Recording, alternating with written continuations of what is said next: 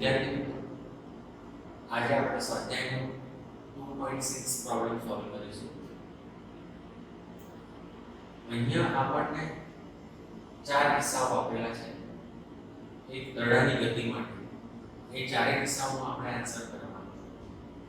અહીંયા પ્રશ્ન રિપીટ આપે છે કે ખેલાડી દડાને 29.4 મીટર પર સેકન્ડની પ્રારંભિક ઝડપ સાથે ઉર્ધ્વ દિશામાં ફેંકે છે. તો દડાને આમ 29.4 મીટર પર સેકન્ડની ઝડપથી પ્રારંભિક ઝડપથી ઉર્ધ્વ દિશામાં ફેંકવામાં આવે. હવે દડાને જ્યારે આપણે ઉર્ધ્વ દિશામાં ફેંકીએ છીએ તો જેમ જેમ દડો ઉપર તરફ જાય છે તેમ તેમ તેના વેગમાં ઘટાડો થાય છે અને દડો જ્યારે મહત્તમ ઊંચાઈ હાંસલ કરે ત્યારે તેનો અંતિમ વેગ શૂન્ય થાય અને ફરી તે પાછો નીચે આવે છે. આ આપણે જાણીએ છીએ. દડાને પ્રારંભિક વેગ આપીને ફેંકીએ છીએ, વેગમાં સમય સાથે ધીરે ધીરે ઘટાડો થાય છે. કેમ ઘટાડો થાય છે કે ગુરુત્વ પ્રવેગ નીચેની દિશામાં અધો દિશામાં લાગતો હોય છે. એટલા માટે એકવાર તો વેગને શૂન્ય કરશે અને ફરી પાછો નીચે આવશે. આવું થશે. હવે આ હકીકતોને ધ્યાનમાં રાખી આપણે પ્રશ્નના જવાબ આપવાના છે. અહીંયા પહેલો પ્રશ્ન પૂછે છે કે દડાની ઉર્ધ્વ દિશાની ગતિ દરમિયાન પ્રવેગની દિશા કઈ હશે? હવે દડો તો આપણે ઉપર તરફ ઉર્ધ્વ દિશામાં ફેંકીએ છીએ. હવે દડો જેમ જેમ ઉપર જાય છે એમ એનો વેગ ઘટે છે. કેમ ઘટે છે? કારણ કે ગુરુત્વ પ્રવેગ હંમેશા તે દિશામાં લાગતો હોય છે, અધો દિશામાં લાગતો હોય છે, નીચે તરફ લાગતો હોય છે. ગુરુત્વ પ્રવેગ દડા પર હંમેશા કઈ દિશામાં લાગતો હોય છે? અધો દિશામાં લાગતો હોય છે. તો અત્યારે પહેલો પ્રશ્ન બહુ આસાન છે કે દડાની ઉર્ધ્વ દિશાની ગતિ દરમિયાન પ્રવેગની દિશા કઈ હશે? તો ઓબ્વિયસ પ્રવેગની દિશા કઈ હશે? અધો દિશામાં હશે. શિરોલંબ અધો દિશા. દડાને જ્યારે ઉર્ધ્વ દિશામાં ફેંકવામાં આવે ત્યારે દડાની ઉર્ધ્વ ગતિ દરમિયાન પ્રવેગની દિશા શિરોલંબ અધો દિશા હશે. મેં અહીંયા દડાની ગતિ માટે દડાને આમ ફેંકીશ તો પ્રવેગ ક્યાં લાગશે? નીચે તરફ લાગશે, અધો દિશામાં લાગશે. એવું બતાવ્યું છે. હવે નેક્સ્ટ આ જ સવાલ માટે બીજો ક્વેશ્ચન પૂછે છે. આ જ સિનારિયો માટે તેની ગતિના મહત્તમ ઊંચાઈવાળા બિંદુએ દડાનો વેગ અને પ્રવેગ કેટલો હશે? દડો જ્યારે મહત્તમ ઊંચાઈ હાંસલ કરશે ત્યારે મહત્તમ ઊંચાઈવાળા બિંદુએ દડાનો વેગ કેટલો હશે?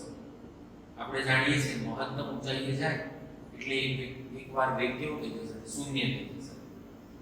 અને એ વખતે પ્રવેગ તો લાગતો હશે અને પ્રવેગ કઈ દિશામાં લાગતો હશે? અધો દિશામાં, નીચે તરફ લાગતો હશે. અને એની કિંમત ફિક્સ જ છે.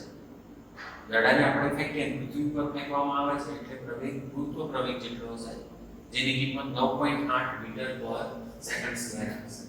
તો મેં અહીંયા આકૃતિમાં દર્શાવ્યું છે કે દડાને આપણે મહત્તમ ઊંચાઈ હાંસલ કરાવીએ, નીચેથી ફેંકીએ ત્યારે મહત્તમ ઊંચાઈ જાય ત્યારે એકવાર એનો અંતિમ વેગ શૂન્ય થઈ જાય છે. ત્યારે વેગ એનો કેવો થઈ જશે? શૂન્ય. ત્યાં પણ પ્રવેગ તો ક્યાં લાગતો હશે? અધો દિશામાં લાગતો હશે અને ગુરુત્વ પ્રવેગ જેટલો છે 9.8 મીટર પર સેકન્ડ સ્ક્વેર છે. એટલે મહત્તમ ઊંચાઈના બિંદુએ અંતિમ વેગ v બરાબર 0 મીટર પર સેકન્ડ અને પ્રવેગ e બરાબર g 9.8 મીટર પર સેકન્ડ સ્ક્વેર કઈ દિશામાં લાગતું હશે? અધો દિશામાં લાગતું હશે. તો આપણે બીજો આન્સર પણ સરળતાથી કરી શકીએ છીએ. આ જ ગતિ છે એની માટે બીજા ક્વેશ્ચનને બદલતો જાય છે ધીરે ધીરે. આ જ કિસ્સા માટે હવે સી સવાલ પૂછે છે કે જ્યારે દડાને મેં ઉર્ધ્વ દિશામાં ફેંક્યો છે તો દડાની જ્યારે મહત્તમ ઊંચાઈ વાળું બિંદુ છે એને મારે x બરાબર 0 ગણી લેવાનું છે. મહત્તમ ઊંચાઈએ પહોંચે ને ત્યારે કાર્ટેશિયન યામ પદ્ધતિનું ઉગમ બિંદુ ધારી લેવાનું એ બિંદુને. તો મહત્તમ ઊંચાઈ વાળા બિંદુને x બરાબર 0 મીટર ગણવાનું અને એ સમયને 0 સેકન્ડ ગણવાનું. એ સમયને પણ કેવો ગણવાનો છે? 0 સેકન્ડ ગણવાનો છે. તથા શિરોલંબ નીચે તરફની દિશાને, શિરોલંબ નીચે વાળી જે દિશા છે એને x અક્ષની ધન દિશા તરીકે પસંદ કરો. અત્યાર સુધી આપણે કેવું કરતા હોય? ઉગમ બિંદુ હોય એનાથી ઉપરવાળાને ધન x ગણીએ, ધન દિશા ગણીએ અથવા ધન y ગણતા હતા, નીચે વાળાને ઋણ y ગણતા હોઈએ છીએ. એવું કરતા હોઈએ છીએ આપણે રૂટીન. પણ એવું કરવાનું નથી. એ જે કે એવું કરવાનું છે. એ સવાલમાં કહે છે કે મહત્તમ ઊંચાઈના બિંદુને આપણે ઉગમ બિંદુ ધારો, શિરોલંબ અધો દિશાને આપણે ધન x ગણવાનું. તો જે નેગેટિવ y આપી હતી રૂટીનમાં એ એક્સિસને હવે ધન x ગણવાની છે, પોઝિટિવ ગણવાની અધો દિશાની એક્સિસ. અને ઉપર તરફ વાળી ઉર્ધ્વ દિશાની હવે નીચેવાળાને તમે ધન ગણો છો તો ઊર્ધ્વવાળાને કેવી ગણવાની? ઋણ ગણવી પડશે. મેં દર્શાવી પણ છે આકૃતિ. તો એવી પસંદ કરવાની છે આપણે. એવી રીતે પસંદ કરો. આ પસંદગીના સંદર્ભે આના અનુસંધાનમાં જવાબ આપવાનો છે. આપણે જે પસંદ કરવાનું કહ્યું છે એ પસંદ કરીશું અને એના અનુસંધાનમાં દડાની ઉર્ધ્વ દિશાની ગતિ માટે તથા દડાની અધો દિશાની ગતિ માટે સ્થાન, વેગ અને પ્રવેગના ચિહ્નો જણાવવાના છે. ફરી મિત્રો એક વાત સમજીએ. દડો જ્યારે મહત્તમ ઊંચાઈએ પહોંચ્યો છે એને ગણવાનું ઉગમ બિંદુ x = 0. એનાથી નીચેવાળી અક્ષને ધન અક્ષ ધારવાની છે અને ઉપરવાળીને ઋણ અક્ષ ધારવાની છે. એ ધારી લીધાના સંદર્ભે દડાને તમે ઉર્ધ્વ દિશામાં ગતિ કરાવો છો, પાછો અધો દિશામાં ગતિ કરાવો છો. આ બંને ઉર્ધ્વ અને અધો ગતિઓ માટે સ્થાન, વેગ અને પ્રવેગ, સ્થાન, વેગ અને પ્રવેગના ચિહ્નો ઉર્ધ્વ દિશાની ગતિમાં કેવા હશે અને અધો દિશાની ગતિમાં પણ કેવા હશે એ જણાવવાનું છે. તો આપણે એને પણ બોર્ડ પર સમજીશું. મહત્તમ ઊંચાઈએ જો મેં ઉગમ બિંદુ ધારી લીધું છે. મહત્તમ ઊંચાઈને હું શું ધારીશ? હાઈએસ્ટ પોઈન્ટ ને આપણે ઉદ્ગમ સ્થાન ધારી લઈશું. બરોબર? એનાથી ઉપરવાળીને ઋણ દિશા ગણવાની અને નીચેવાળી અધો દિશા કેવી ગણવાની? ધન દિશા. એવું એ કહે છે. આપણે એ જે ધારે છે એવી રીતે ધારવું પડશે. તો મેં આકૃતિમાં એવી રીતે દર્શાવવું પડ્યું છે. દડાનું મહત્તમ સ્થાન એને ઉદ્ગમ ધારવાનું, એનાથી ઉપરવાળાને ઋણ અક્ષ ધારવાની, એનાથી નીચેવાળાને ધન અક્ષ ધારવાની છે. સ્થાન માટે ધન અક્ષ ધારવાની છે. હવે દડો અહીંયાથી ફેંકું છું તો આ ગતિ કેવી થશે? ઉર્ધ્વ ગતિ થશે. તો મેં લખ્યું છે ઉર્ધ્વ દિશાની ગતિ લખી છે. આ બાજુ બધું જ ઉર્ધ્વ દિશાની. અને દડો ફેંક્યા પછી પાછો મહત્તમ ઊંચાઈએ જઈ પાછો આ બાજુ નીચે આવે છે. તો આ ગતિ અધો દિશાની ગતિ છે. તો અધો દિશામાં ગતિ. આ તરફ બધા અધો દિશાના પેરામીટર લખેલા છે. હવે વાત કરીએ ઉર્ધ્વ દિશાની ગતિની. તો દડાને જ્યારે ઉર્ધ્વ દિશામાં ફેંકવામાં આવે તો પ્રવેગ ક્યાં લાગતો છે? નીચે તરફ લાગતો છે. પ્રવેગ તો હંમેશા ગુરુત્વ પ્રવેગ ક્યાં લાગે? નીચે તરફ. એના કારણે એના વેગમાં શું થાય? ધીરે ધીરે ઘટાડો થાય.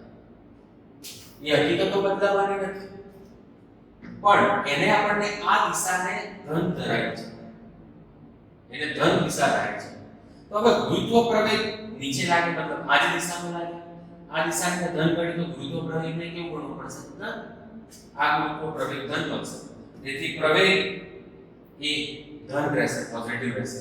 પોઝિટિવ માટે ગ્રેટર ધેન 0 એવું લખીએ છીએ. શૂન્ય કરતા મોટા મૂલ્ય એટલે ધન મૂલ્ય ગણાય. પ્રવેગ એ ગ્રેટર ધેન 0 બનશે. આસાનીથી સમજમાં આવેલું છે કે કોઈ પણ પદાર્થને દડાની ઉપર ફેંકો તો પ્રવેગ તો નીચે જ લાગતો હશે. પ્રવેગ નીચે લાગે છે તો નીચેવાળી દિશા કેવી દિશા ધરાવે છે? ધન દિશા. આ ધન છે મતલબ પ્રવેગ ધન થયો. હવે જોજો આ આખી જ દિશા ધન છે. અહીંનું સ્થાન પણ ધન, અહીંયા જાય તો ધન, અહીંયા જાય તો ધન. તો સ્થાન કેવું હશે? સ્થાન પણ પોઝિટિવ હશે, ધન હશે, કારણ કે ધન પર છે. ધન છે, પોઝિટિવ છે, ગ્રેટર ધેન 0 છે. હવે વાત કરીશું વેગ. વેગ સદિશ ભૌતિક રાશિ છે. હું આમ ફેંકું છું એટલે મારી ગતિના એરો કેવા છે? આમ ઉપર તરફ. હવે ઉપર તરફની દિશા કઈ ધારી છે આપણે? ઉપર તરફની દિશાને ઋણ દિશા ધારી છે. વેગ સદિશ છે. તો આમ જ્યારે પદાર્થ ઉર્ધ્વ ગતિ કરતો હશે તો એ દિશા કેવી છે? ઋણ દિશા છે. તેથી વેગ કેવો હશે? વેગ સદિશ છે. વેગ સદિશ છે, વેગ ઋણ થશે. માટે વેગ લેસ ધેન 0 થાય છે. ઉર્ધ્વ દિશામાં ગતિ કરાવતા વેગની દિશા કેવી બને છે? ઋણ બને છે. તેથી વેગ ઋણ બને છે. આ થયા ઉર્ધ્વ દિશાના સ્થાન, વેગ અને પ્રવેગ. ઉર્ધ્વ દિશામાં જ્યારે દડો ગતિ કરાવીએ છે ત્યારે આ અધો દિશાને ધન લેવાનું કહે છે. ઉર્ધ્વ દિશામાં દડો ફેંકો તો પ્રવેગ તો ક્યાં લાગતો છે? નીચે. નીચેવાળી દિશા અધો દિશા. અધો દિશા એટલે ધન દિશા. ધન દિશા તો પ્રવેગ પણ ધન. સ્થાન બધાય અધો દિશાના છે. સ્થાન અહીંનું સ્થાન, અહીંનું સ્થાન, અહીંનું સ્થાન કે અહીંનું સ્થાન ગમે ત્યાં જશે ધન છે સ્થાન. એટલા માટે પોઝિશન એક્સિસ પોઝિટિવ. સ્થાન ધન છે, ધન ઇઝ ગ્રેટર ધેન 0, એટલે x ઇઝ ગ્રેટર ધેન 0. વાત કરીએ વેગની, તો વેગ ઉર્ધ્વ દિશામાં ગતિ કરાય એટલે વેગની દિશા આપે ઉર્ધ્વ તરફ વાળી દિશાને ઋણ દિશા કહે છે. એને એવું ધારેલું છે, ઋણ ધારેલું છે, એટલા માટે આપણો વેગ પણ કેવો થશે, ઋણ થશે. ઋણ માટે લેસ ધેન 0 યુઝ કરી શકીએ. લખતી વખતે આપણે ઋણ માટે લેસ ધેન 0 વાપરી શકીએ. હવે વાત કરીશું અધો દિશાની ગતિ. અધો દિશામાં ગતિ કરાવીએ છે ત્યારે કેવું થશે? અધો દિશામાં ગતિ કરીશું, દડો જ્યારે મહત્તમ ઊંચાઈથી પાછું નીચે તરફ આવશે એટલે એની વેગની દિશા આમ થઈ જશે. આ વેગની દિશા કઈ દિશા તરફ થાય છે? તો એ ધન છે. આ દિશાને આપણે અધો દિશાને ધન થાય છે. તો જો આની માટે વેગ કેવો થશે? ધન થશે. ગુરુત્વ પ્રવેગ હંમેશા નીચે તરફ જ લાગે. આ દિશા કેવી છે? ધન છે. નીચે વાળી અધો દિશા ધન ધારેલી છે. તો પ્રવેગ પણ કેવો છે? ધન છે. તો પ્રવેગ તો ધન છે. તો પ્રવેગ acceleration a is greater than 0 positive ધન છે. પ્રવેગ ધન છે. આ બાજુના બધા જ સ્થાન કેવા છે? અધો દિશાને આપણે ધન ધારી છે. સ્થાન પણ બધા કેવા છે? ધન છે. તો પોઝિશન સ્થાન પણ કેવા છે? ધન છે. ધન greater than x is greater than 0. આમ સ્થાન પણ ધન આવ્યું, વેગ પણ ધન આવ્યું અને પ્રવેગ પણ ધન જ આવે છે. અધો દિશાની ગતિ માટે ત્રણે ત્રણ પેરામીટર ધન આવે છે. કારણ કે અધો દિશાને એને આપણને ધન ધારવાની કહે છે, એટલા માટે આ ધન આવે છે. હવે નેક્સ્ટ આપણને ડી ક્વેશ્ચન પૂછે છે. આની અંદર જ આ જ ક્વેશ્ચનની અંદર નો ડી ભાગ, દડો કેટલી મહત્તમ ઊંચાઈએ પહોંચશે અને કેટલા સમય બાદ ખેલાડીના હાથમાં પાછો આવશે? કહે છે કે જેની કિંમત 9.8 મીટર પર સેકન્ડ સ્ક્વેર અને હવાના અવરોધને અવગણો. હવે દડાને આપણે પ્રારંભિક 29.4 મીટર પર સેકન્ડની ઝડપ આપી ફેંકીએ છીએ. આ દડાનો પ્રારંભિક વેગ આપણને આપ્યો છે 29.4 મીટર પર સેકન્ડ. દડો જ્યારે મહત્તમ ઊંચાઈ હાંસિલ કરશે ત્યારે તેનો અંતિમ વેગ એકવાર કેવો થશે? શૂન્ય થશે. અને દડો જેમ જેમ ઉપર જાય છે વેગમાં ઘટાડો થાય છે. વેગમાં ઘટાડો કેમ થાય છે? તો કે ભાઈ ગુરુત્વ પ્રવેગ નીચે તરફ અધો દિશામાં લાગે છે. ગુરુત્વ પ્રવેગ આપણા કિસ્સાની અંદર વેગને ઘટાડે છે એટલે આપણે એ પ્રવેગને કેવો લઈશું? ઋણ લઈશું. અહીંયા આપણે એ પ્રવેગને -9.8 મીટર પર સેકન્ડ સ્ક્વેર લઈશું કારણ કે આપણા વેગને ઘટાડે છે સમય સાથે. સમય સાથે જો એ વેગને ઘટાડતો હોય તો એવા પ્રવેગને આપણે ઋણ લઈશું.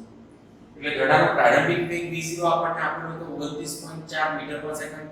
અંતિમ વેગ મહત્તમ ઊંચાઈએ પહોંચે એટલે શૂન્ય થાય. તો અંતિમ વેગ શૂન્ય લઈશું અને દડાને જેમ જેમ આપણે ઉપર તરફ જાય છે તેમ તેમ સમય લાગે છે. જ્યાંથી ફેંક્યું ત્યાં 0 સેકન્ડ હતું, પછી કંઈક સમય બાદ એ ઉપર પહોંચે છે તો એ સમય પણ આપણે શોધી શકીએ છીએ. આપણને દડાની કુલ જર્નીનો ટાઈમ પણ પૂછવાનો છે અને મહત્તમ ઊંચાઈ પણ પૂછી છે. તો આપણે સમય કાં તો ઊંચાઈ બંનેમાંથી કોઈ એક પહેલા સુધી આપણે અહીંયા સમયને પહેલા શોધીશું. આ વખતે તો દડાને ઉપર જતા કેટલો ટાઈમ લાગે છે? દડાને જેટલો ઉપર જતા ટાઈમ લાગે છે દડાને પાછો ફરી નીચે આવતા પણ એટલો ટાઈમ લાગશે. એટલે કોઈ એક સમય શોધીશું તો આપણને કુલ સમય પણ મળી જશે. દડો ઉર્ધ્વ દિશામાં 29.4 મીટર પર સેકન્ડના પ્રારંભિક વેગથી ફેંકવામાં આવે છે. એટલે v0 પ્રારંભિક વેગ આપી દીધો દડાનો 29.4 મીટર પર સેકન્ડ. ઉર્ધ્વ દિશામાં જેમ દડો ઉપર જાય તેમ તેમ તેના વેગમાં શું થાય? ઘટાડો થાય. કેમ કે ગુરુત્વ પ્રવેગ અધો દિશામાં લાગતો હોય એટલા માટે પ્રવેગની કિંમત -9.8 મીટર પર સેકન્ડ સ્ક્વેર લઈશું. અધો દિશામાં પ્રવેગ લાગે છે એના કારણે દડો અંતે જ્યારે મહત્તમ ઊંચાઈએ પહોંચે ત્યારે મહત્તમ ઊંચાઈએ તેનો અંતિમ વેગ કેવો થઈ જશે? શૂન્ય થઈ જશે.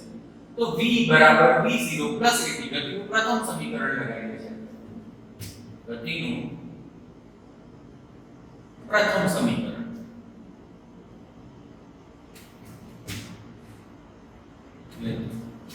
v v0 at. v અંતિમ વેગ શૂન્ય કિંમત હતી, પ્રારંભિક વેગની કિંમત 29.4 પ્લસ પ્રવેગની કિંમત -9.8 ગુરુત્વ પ્રવેગ અને આ ઉપર જવા માટેનો જે ટાઈમ લાગે છે એને t1 કહીશું. 29.4 ને આ બાજુ લઈશું તો -29.4 પેલું -9.8 ગુણ્યા t1 છે માઈનસ કેન્સલ.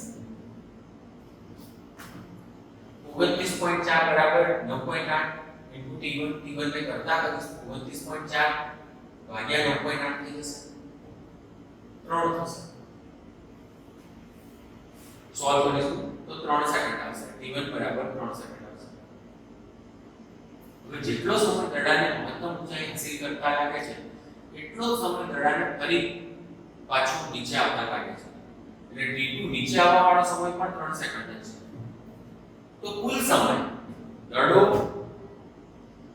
કોઈ ખેલાડી ફેંકે અને પાછો એના હાથમાં આવે એની માટે લાગતો કુલ સમય t1 + t2 3 + 3 6 સેકન્ડ લાગશે દડો પુનઃ હાથમાં આવતા લાગતો સમય કેટલો હશે 6 સેકન્ડ હવે again આપણે મહત્તમ ઊંચાઈ ગણવાની બાકી છે મહત્તમ ઊંચાઈ ગણીશું મહત્તમ ઊંચાઈને અંતિમ વેગ 0 થઈ ગયો ગુરુત્વ પ્રવેગ -9.8 મીટર/સેકન્ડ સ્ક્વેર થઈ છે પ્રારંભિક વેગ 29.4 મીટર/સેકન્ડ આપેલો છે ગતિના ત્રીજા સમીકરણ પરથી આપણે ગતિનું ત્રીજું સમીકરણ લગાવીશું ગતિનું ત્રીજું સમીકરણ શું કહે છે v² -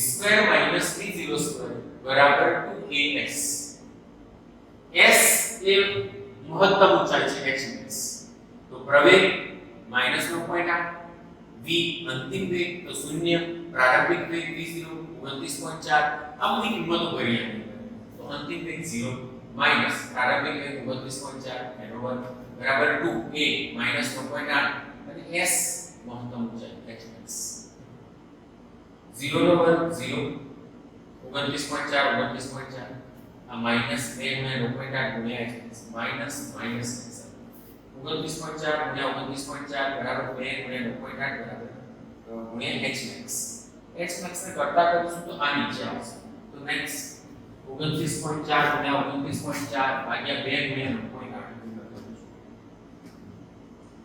2 વડે ભાગીશું 29.4 એટલે 14.7 આવશે 9.8 29.4 9.8 ગુણ્યા 3 કરશો તો 29.4 આવશે એટલે 14.7 ગુણ્યા 3 ગુણાકાર કરીશું તો 44.1 મીટર થશે હા દડો મહત્તમ ઊંચાઈ કેટલી હાંસલ કરે છે 44.1 મીટર હાંસલ કરે છે દડાને કુલ પ્રવાસ પૂર્ણ કરતા લાગતો સમય તો કે 6 સેકન્ડ મળે છે આપણે